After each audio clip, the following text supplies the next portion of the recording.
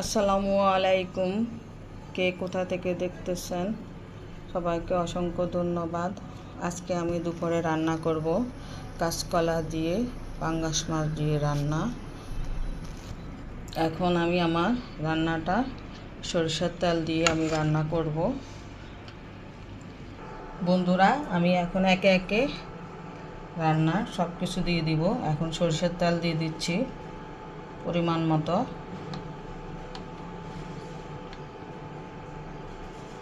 সরষের তেলটা একটু গরম হবে, গরম হওয়ার পরে আমি পেঁয়াজ দিয়ে দিব। আমার সরষের তেল গরম হয়ে গেছে, এখন আমি পেঁয়াজ দিয়ে দিব। পেঁয়াজটা একটু ব্রাউন কালার হবে, হওয়ার পরে দেখুন বন্ধুরা, হালকা ব্রাউন কালার হয়ে আসছে। আমি একে একে রসুন বাটা,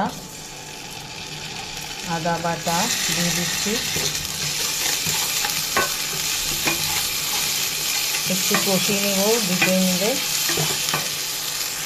আমার আদা রসুন কষিয়ে আসছে, আমি এখন হলুদ গুঁড়ো দিব। হলুদ গুঁড়োটা একটু বেশিই দিব, কেননা পাঙ্গাস মাছ দিয়ে রান্না করবো, একটু কালার হতে হবে। আর একটু গুঁড়ো মরিচ দিব,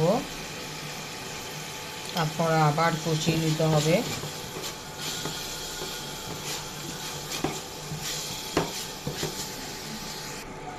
স্বাদ মতো লবণ দিয়ে দিব, তারপর একটু কষিয়ে নিব। বন্ধুরা দেখেছেন, আমার রান্নার কালারটা খুব সুন্দর হয়েছে।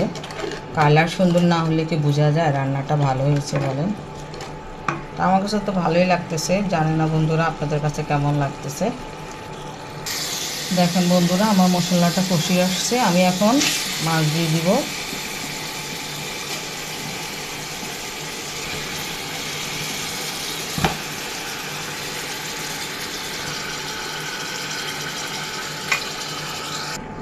দেখেন আমার মাছ কষিয়ে আসছে, আমি এখন আমি কাঁচকলা দিয়ে দিব। কাঁচকলা আর আলু দিয়ে দিব।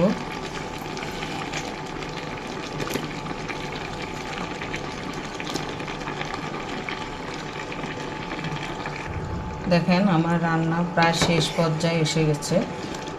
কেমন হয়েছে আপনারা অবশ্যই কমেন্ট করে আমাকে জানাবেন। লাইক এবং সাবস্ক্রাইব করবেন, আমার পাশে থাকবেন।